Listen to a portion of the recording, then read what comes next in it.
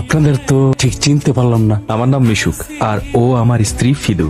আমরা community welfare থেকে এসেছি। এটা একটা উন্নয়ন সংস্থা। আমরা বাংলাদেশের বিভিন্ন গ্রামে যাই এবং আমাদের অফিস সেই এলাকার উন্নয়ন নিয়ে কাজ করে।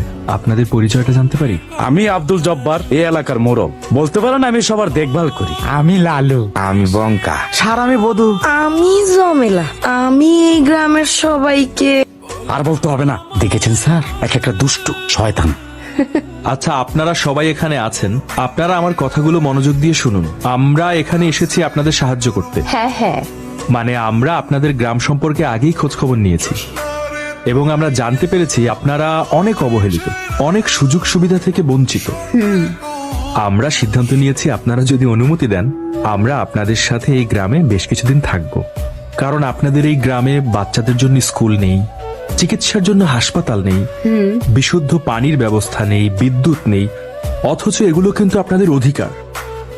আপনারা এতটাই অবহেলিত, তাই আমরা আমাদের অফিসের পক্ষ থেকে আপনাদের সাথে থেকে আপনাদের জন্য কাজ করতে চাই। খুব কাছ থেকে আপনাদের দুঃখ কষ্ট অভাবগুলো দেখতে চাই। এই ঠিক আছে, এই তোরা যার যার বাড়ি যা, মেহমানদের বাড়িটা দেখিয়ে দে। আচ্ছা আমি একটু মাঠে গেলাম। আমাদের এবার একটা গতি হবেই। এই কথা তো সবাই বলে গফুর মিয়া, আজ পর্যন্ত আমাদের গতি হলো না। এবার যদি হয় তো ভালো। হ্যাঁ, যদি হয় গ্রামের উন্নয়ন হবে, তারপরে গ্রামের মানুষ গিলেন ভালো মতন চলাফেরা করবে, নাকি তোমরা কি বলো? কাকা, ও কাকা, স্যারকে বলে আমার একটা বিয়ের ব্যবস্থা করে দেন না। দেখেছো দেখেছো কত বড় বিয়াদব। আমি বলবো তোর বিয়ের কথা।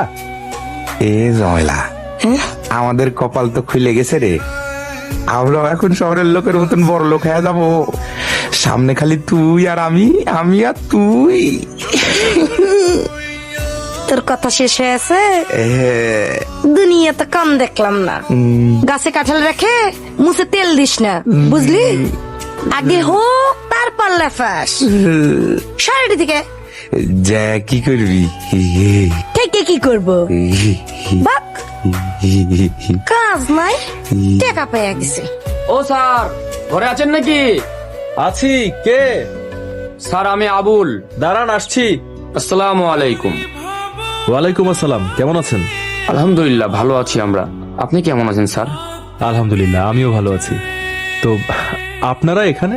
স্যার জি বলছিলাম, আগামী পরশুদিন তো আমার মেয়ের বিয়ে, তাই আপনাদেরকে একটু দাওয়াত দিতে আসলাম। স্যার আমাদের সাথে চাইলে ডাল ভাত খেন আর আমার মেয়েকে একটু দোয়া করে যাবেন। সেটা তো খুবই আনন্দের কথা, কিন্তু কিছু মনে করবেন না। আবুল সাহেব,